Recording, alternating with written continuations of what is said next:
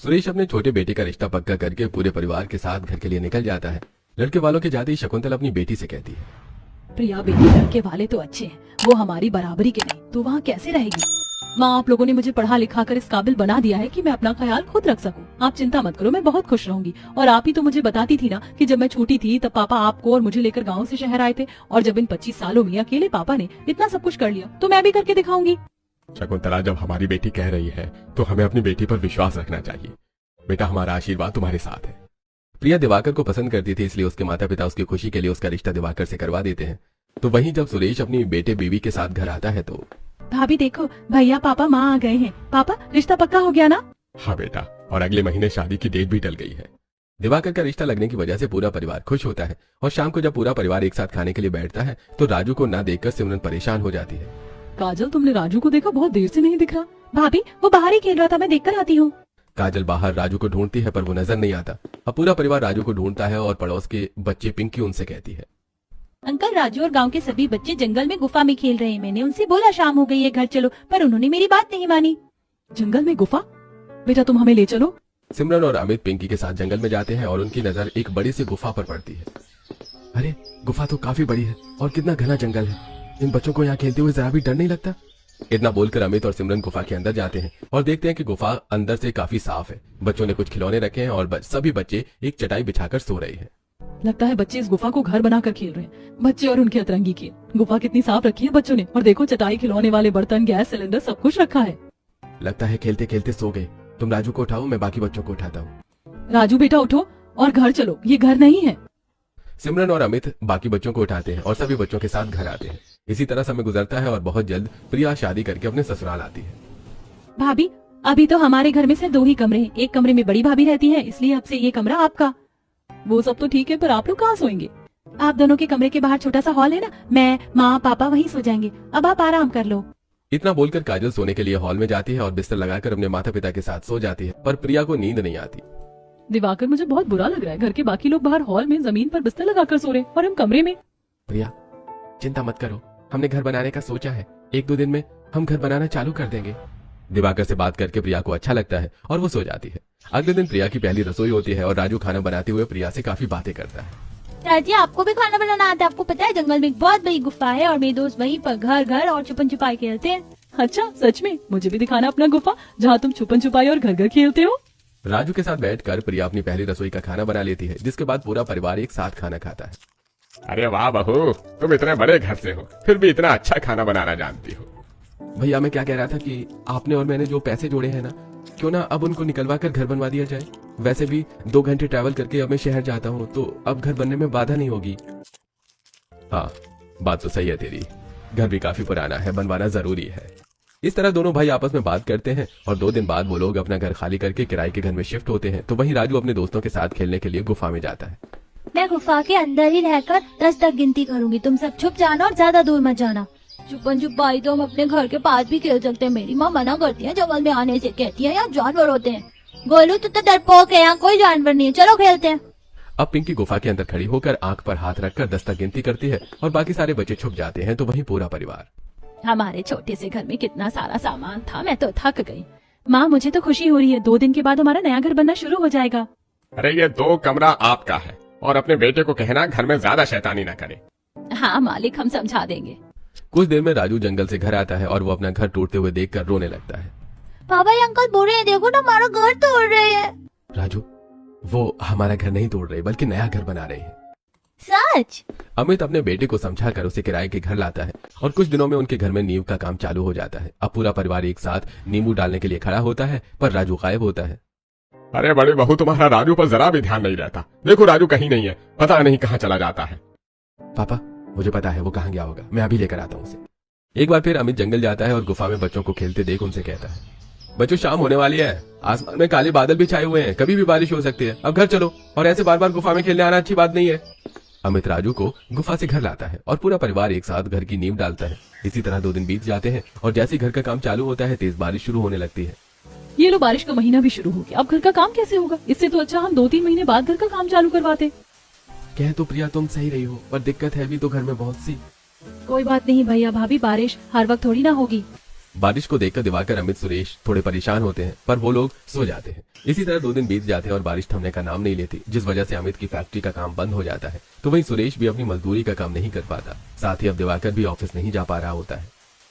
3 दिन हो गए हैं, मैं इस बारिश की वजह से ऑफिस नहीं जा पा रहा हूँ। मालिक को कैसे समझाऊं हमारे गाँव की क्या हालत है।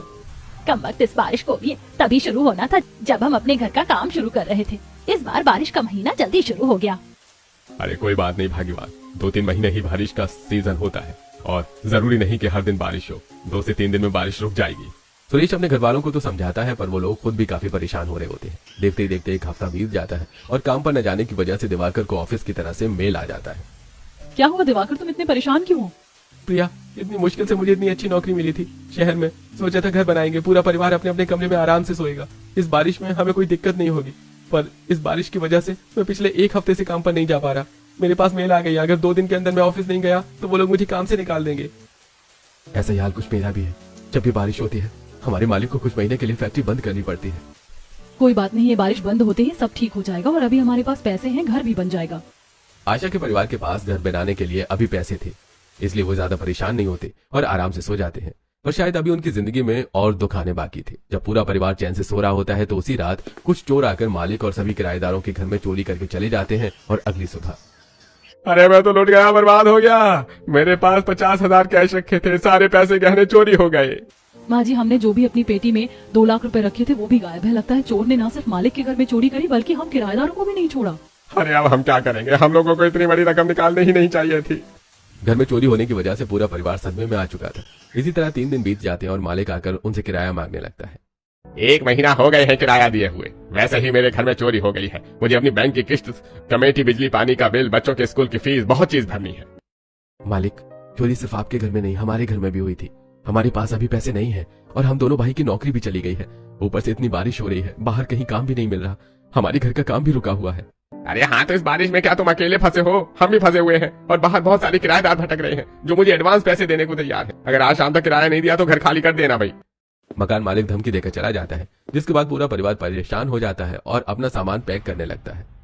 हमें इस महीने घर का काम चालू ही नहीं करना चाहिए था। पुराना ही सही, पर हमारे सर पर छत तो थी। हमने तो अपने पैरों पर खुद ही कुल्हाड़ी मार ली। अब हम इस बारिश में कहाँ जाएंगे? न काम है और ना ही हाथ में पैसे, समझ नहीं आ रहा क्या करें। अभी तो हमें कमरा खाली करना होगा, देखते हैं क्या पता हमारा कोई पड़ोसी मदद कर दे। पूरा परिवार अपना सारा सामान लेकर अपने मोहल्ले में आते हैं और अपनी एक पड़ोसन के घर में सारे सामान रखकर कुछ समय के लिए बैठ जाते हैं। भैया, आप लोग के साथ तो बहुत बुरा हुआ, पर हमारा तो खुद का छोटा सा घर है और इतनी बड़ी फैमिली है। दिन भर तो ठीक है, पर रात को हम आपको अपने घर में जगह नहीं दे पाएंगे। कोई बात नहीं शोभा बहन, इस बारिश में तुमने हमें अपने घर में रहने की जगह दी, वही काफी है। वो लोग पूरा दिन तो पड़ोसी के घर में रहते हैं, पर शाम होते ही उन्हें अपने पड़ोसी के घर से निकलना पड़ता है। पूरा परिवार अपने पड़ोसी के घर के बाहर चबूतरे पर बैठा होता है और बारिश के छींटे उनके ऊपर आ रहे होते हैं। हाचू, मुझे ये बारिश बिल्कुल नहीं पसंद। हर जगह पानी कीचड़ होता है और अब तो मुझे जुकाम भी हो गया। दूसरे के घर के बाहर खड़ी होने से तो अच्छा है कि मैं जंगल चले जाऊं और गुफा में ही सो जाऊं। वहाँ कम से कम दोपहर बारिश का पानी तो नहीं आता। बाबू, ये कौन सी गुफा की बात कर रहा है? सिमरन अब पूरे परिवार को जंगल की गुफा के बारे में बताती है, जिसके बाद प्रिया अपने परिवार से कहती है, आखिर हम सारी रात इस बारिश में किसी के घर के बाहर तो नहीं बैठे रह सकते। राजू सही कह रहा है, अगर उस गुफा में बारिश का पानी नहीं आता तो हमें वहीं चलना चाहिए। वैसे भी अपना घर अपना ही होता है, चाहे वो गुफा हो या पक्का मकान। और अगली सुबह हम कोई ना कोई इंतजाम कर लेंगे। अभी रात बिताने के लिए गुफा में ही चलते हैं। न हाथ में पैसे हैं, न नौकरी है और न ही रहने के लिए घर। मुझे भी लगता है कि हमें प्रिया की बात मान लेनी चाहिए। प्रिया के सुझाव देने पर पूरा परिवार बारिश में भीगते हुए जंगल की ओर जाता है और कुछ ही देर में वो लोग गुफा के अंदर जाते हैं। गुफा के अंदर काफी अंधेरा होता है और पूरा परिवार गीला होने की वजह से ठंड से कांप रहा होता है। जिसके बाद प्रिया गुफा के अंदर कुछ लकड़ियों को लेकर उन्हें खराब कपड़ा और पन्नी में लपेट कर उनका मशाल बनाकर जला देती है और गुफा के अंदर कोनों में लगा देती है। इस मशाल के जलने से गुफा के अंदर थोड़ी गर्मी भी रहेगी और रोशनी भी रहेगी। राजू, तुम्हें ठंड लग गई है, तुम कपड़े बदल लो। गुफा तो काफी साफ है, बच्चे यहाँ खेलते हैं, देखो ना, उनके सामान भी रखे, मैं बिस्तर लगा देती हूँ। काजल जल्दी से कुछ बैग खोलकर बिस्तर निकालती है और प्रिया थोड़ी थोड़ी दूरी पर 3 पर्दे लगा देती है, जिसमें एक तरफ सिमरन अपने पति और बच्चे का सामान रखती है, दूसरी तरफ प्रिया और दिवाकर अपना सामान रखते हैं और वहीं बाकी के बचे हिस्से में काजल अपने माता पिता का सामान रखती है। और बिस्तर लगाकर जैसे ही पूरा परिवार बैठता है उन्हें जानवरों की आवाज सुनाई देती है। सुनिए जी, हम जंगल में हैं, जानवर की आवाज आ रही है, पता नहीं कहाँ से कौन सा जानवर आ जाए। गुफा में दरवाजा भी नहीं है। माँ जी, मैं ऐसे ही कुछ मशाल और जलाकर गुफा के बाहर रख देती हूँ, इससे कोई भी जानवर अंदर नहीं आएगा। प्रिया, तुम तो बहुत होशियार हो, तुम्हें इतनी नॉलेज कैसे है? भैया कॉलेज में हम अक्सर कैंपिंग के लिए बाहर ले जाया जाता था। वही हमें सिखाया जाता था अगर हम जंगल में कभी फंस जाते हैं या हमारे साथ कभी इस तरह का हादसा हो जाता है तो हमें कैसे रहना चाहिए। बस वही सब आज काम आ रहा है। इतना बोलकर प्रिया फिर कुछ लकड़ियां देखने के लिए बाहर जाती है और अब बारिश भी रुक चुकी थी और बड़ी मुश्किल से प्रिया को कुछ लकड़ियां मिलती हैं, जिनका मशाल बनाकर प्रिया गुफा के बाहर लगा देती है। हमने कितने सपने देखे थे, सोचा था जितनी जल्दी घर बन जाएगा उतना अच्छा होगा, पर इस बारिश ने सब खराब कर दिया। और जिन्होंने हमारे पैसे चोरी करे हैं, भगवान उनका कभी भला नहीं करेगा। मुझे तो भूख लग रही है। राजू भी भूखा ही सो गया। मैंने कुछ रोटी और कुरकुरे मट्ठी जैसी चीज डब्बे में भर ली थी। आज रात यही खाकर सो जाते हैं। रात काफी ज्यादा हो चुकी थी, पूरा परिवार भूखा था, इसलिए वो लोग दिन वाली रोटी और कुछ नमकीन मट्ठी निकाल कर खाते हैं और सारी रात गुफा में ही सोते हैं। अगली सुबह होते ही मैं थोड़ा मजदूरी का काम देखने के लिए जा रहा हूँ, क्या पता कहीं कोई काम मिल जाए। आज बारिश बंद है पर कंपनी ने तो मुझे जॉब से निकाल दिया है, इसलिए मैं भी बाहर जा रहा हूँ काम की तलाश में। पर हम इस गुफा में कब तक रहेंगे? काजल, बिना पैसे के कोई हमें अपना घर किराए पर नहीं देगा। हमारी फैमिली बहुत बड़ी है, कौन हमें अपने घर में रहने की जगह देगा? और हमारा घर भी टूट चुका है और ना ही हाथ में पैसे हैं कि घर बनवा सके। इसीलिए जब तक हाथ में पैसे नहीं हो जाते हमारा घर नहीं बन जाता। हमें इस गुफा में ही रहना होगा। दीदी चलिए गुफा के बाहर खाना बनाते हैं। अमित, सुरेश और दिवाकर काम की तलाश में बाहर जाते हैं तो वहीं प्रिया सिमरन के साथ मिलकर गुफा के बाहर मिट्टी का चूल्हा बनाती है और सूखी लकड़ी लाकर खाना बनाने लगती है। बहू, हम इस गुफा में कैसे रहेंगे? कुछ ही दिन में राशन भी खत्म हो जाएगा और हम अपनी रसोई बाहर नहीं रख सकते। ये जंगल है, रात को किसी भी वक्त कोई जानवर आ गया तो? आप सही कह रही हैं माँ जी, पर जब तक घर और पैसों का इंतजाम नहीं हो जाता हमें इस गुफा में ही रहना होगा। शाम को जब जेठ जी, पापा जी और दिवाकर जी घर आएंगे तो मैं उनसे कहूंगी कि जंगल के पीछे पहाड़ी से कुछ बड़े पत्थर तोड़कर ले आएं। हम उससे ही गुफा ढकने के लिए दरवाजा बनाएंगे। अगर हम लकड़ी का दरवाजा बनाते हैं तो उसे बनाने में समय लगेगा और जानवरों से आसानी से तोड़ भी सकते हैं। पूरा परिवार बैठकर एक साथ खाना खाने लगता है। तभी कुछ बच्चे वहाँ खेलने के लिए आते हैं। राजू तो अपने पूरे परिवार के साथ गुफा में है, अब हम खेलेंगे कहाँ? बच्चों, ये जंगल तुम्हारे लिए सेफ नहीं है, यहाँ खेलना बंद कर दो और अब हम यहीं रहेंगे जब तक हमारा घर नहीं बन जाता। बच्चे उदास होकर वापस अपने घर चले जाते हैं और शाम सुरेश, अमित और दिवाकर घर आते हैं। वो चट्टान और पहाड़ तो हमसे नहीं टूटेगा, आप लोग कुछ करिए ना। रात तो हमने जैसे तैसे बिता ली, पर यहाँ जानवर हैं। अगर रात में किसी जानवर ने हम पर हमला कर दिया तो? बहू, तुम सही कह रही हो, तुम लोग अंदर जाओ, हम लोग पहाड़ी से पत्थर के कुछ टुकड़े लेकर आते हैं। कुछ देर में सुरेश अपने दोनों बेटों के साथ जंगल के अंदर जाता है और वहाँ से कुछ बड़े पत्थर तोड़कर उन्हें हाथ से धक्का मारते हुए गुफा के पास लाते हैं। अगर हम इस गुफा को ढक देंगे तो हम अंदर ही फंसे रह जाएंगे। ये पत्थर बहुत भारी है, अकेले किसी से नहीं हिलने वाला। हाँ मैं जानती हूँ, आज रात इससे हम गुफा ढक लेते हैं और कल हम अपनी लकड़ी की रसोई और गुफा के लिए दरवाजा बनाएंगे। और अगर इस जंगल में जानवर हैं तो उन्हें गुमराह करने के लिए इस पत्थर को हम अपनी गुफा से थोड़ी सी दूरी पर रखेंगे और इनसे 4 मशाल जला देंगे। जानवर चट्टान से डरते हैं और बड़ी चट्टान होगी तो वो वैसे भी आगे नहीं आएंगे। इस तरह हम गुफा से बाहर भी नहीं निकल सकेंगे और इस पत्थर की मदद से कोई जानवर गुफा के अंदर नहीं आ पाएगा। एक बार फिर प्रिया और सिमरन घर के बाहर मिट्टी के चूल्हे पर सबके लिए खाना बनाती है और आज खाने में खिचड़ी देख गुफा के अंदर बैठा पूरा परिवार उदास हो जाता है। मैं आज भी खाने में खिचड़ी नहीं खाऊंगा, पिछले कुछ दिनों से खिचड़ी खाने को मिल रही, मेरा दिल आज सब्जी रोटी खाने का है। बेटा, यहाँ सब्जी नहीं है और ना पैसे, मैं कहाँ से लाऊंगी सब्जी? इतनी मुश्किल से तो इस गुफा को हमने घर बनाया है, यहाँ अपना सामान रखा है। अभी हमारे पास ना रसोई है, ना पैसे और ना ही सब्जी, इसीलिए जो मिल रहा है वो खा ले। एक एक पैसों के लिए अपने परिवार को तरसता देख प्रिया भी काम करने का फैसला लेती है। जब मैं बहुत छोटी थी तब मेरे पापा मुझे और माँ को लेकर शहर आ गए। उनके पास घर भी नहीं था। पापा बताते थे कि वो फुटपाथ पर रहते थे और इस तरह उन्होंने दिन रात मेहनत की और आज हम इतने अमीर हो गए। लगता है वही स्ट्रगल मेरी भी जिंदगी में है, इसीलिए मैं भी अपने पापा की तरह काम करना चाहती हूँ और मेरे काम करने से आप सबको मदद मिलेगी और हम जल्द से जल्द अपना घर भी बनवा पाएंगे। पापा, प्रिया बहुत पढ़ी लिखी है, वो तो शुरू से ही काम करना चाहती थी पर उसे काम करने का मौका नहीं मिला। मुझे लगता है अगर प्रिया काम करना चाहती है तो हमें करने देना चाहिए। वैसे भी आजकल बहू भी काम करती हैं। मेरी बहू सच में बहुत समझदार है, अगर वो काम करना चाहती है तो मैं मना नहीं करूंगा। जब पूरा परिवार गुफा के अंदर बैठकर खाना खा रहा होता है तो उनकी नजर बाहर पड़ती है और बारिश होता देखकर सब आराम से खाना खाकर उस चट्टान को गुफा के पास रख देते हैं और आराम से सारी रात सोते हैं। अगली सुबह न सिर्फ घर के मर्द बल्कि प्रिया भी नौकरी की तलाश में बाहर जाती है तो वहीं आज आशा भी अपने गांव औरतों से कुछ सब्जियां मांगने के लिए जाती है। आशा बहन, तुम लोगों के साथ तो भगवान ने बहुत बुरा किया। तुम्हारा घर का काम भी रुक गया, पैसे भी चोरी हो गए, बेटों की नौकरी भी चली गई। ऊपर से ये बारिश है जो हर 2 घंटे में बरसना शुरू हो जाती। अगर मेरे पास इतने पैसे होते, अब मेरा बड़ा घर होता तो मैं तुम्हारी मदद जरूर करती। कोई बात नहीं बहन, जिसके नसीब में जितना दुख लिखा होता है वो तो इंसान को झेलना ही पड़ता है। ऐसे यहाँ मैं तुमसे कुछ सब्जी मांगने के लिए आई थी। घर में आटा दाल चावल तो है पर सब्जी नहीं है और तुम्हारी तो सब्जियों की खेती है। आंटी, हम गुफा में घर बनाकर रह रहे हैं। गुफा के बाहर हमने सफाई भी कर ली है। अगर आपके पास कुछ पौधे हैं सब्जियों के तो हमें वो दे दीजिए। हम बार बार सब्जी मांगने तो नहीं आ सकते ना। हाँ हाँ काजल बेटा, क्यों नहीं, हम पड़ोसी, अगर हम एक दूसरे की मदद नहीं करेंगे तो कौन करेगा। काजल के एक बार कहने पर सुमित्रा घर से कुछ सब्जियां टोकरी में लाकर आशा को दे देती है और घर के पीछे जाकर कुछ सब्जी के पौधे भी लाकर काजल के हाथ में थमा देती है, जिसके बाद आशा और काजल जंगल जाती हैं और सिमरन गुफा के बाहर बैठकर खाना बना रही होती है। बहू देख, मैं गांव से कुछ सब्जी लेकर आई हूँ, तो आज थोड़ी सी सब्जी बना लेना। और मैं सब्जियों की खेती करने वाली हूँ, बारिश का अच्छा मौसम है, इस मौसम में पौधे जल्दी सब्जी देने लगेंगे। अब काजल गुफा के बाहर 7 से 8 सब्जियों के पौधे लगा देती है। इसी तरह कुछ दिन बीत जाते हैं और एक शाम जब पूरा परिवार गुफा में बैठकर बातें कर रहा होता है तो प्रिया के माता पिता गोलू के साथ गुफा में आते हैं। अंकल यही गुफा है, यही रहते हैं सब लोग? माँ पापा आप दोनों यहाँ? हम तेरे घर गए थे तुझसे मिलने के लिए, इस बारिश में तेरा हाल समाचार पूछने, पर वहाँ जाकर पता चला कि तुम लोग बेघर हो गए हो और जंगल में इस गुफा में घर बनाकर रह रहे हो। तो ये बच्चा हमें यहाँ लेकर आया। बेटा तू पिछले कुछ दिनों से इतनी परेशानी चल रही है और तूने अपने माता पिता को बताया भी नहीं। हमें आप लोगों से ये उम्मीद नहीं थी। हमने अपनी बेटी को आज तक किसी चीज की कमी नहीं होने दी और आप मेरी बेटी को इस गुफा में लेकर आ गए रहने के लिए। माँ पापा, मेरे ससुराल वालों की कोई गलती नहीं है, मैं आप लोगों को परेशान नहीं करना चाहती थी। और जब पापा शहर आए थे तो वो भी तो अकेले थे। जब हम अपने दम पर इतना सब कुछ कर सकते हैं तो क्या मैं नहीं कर सकती?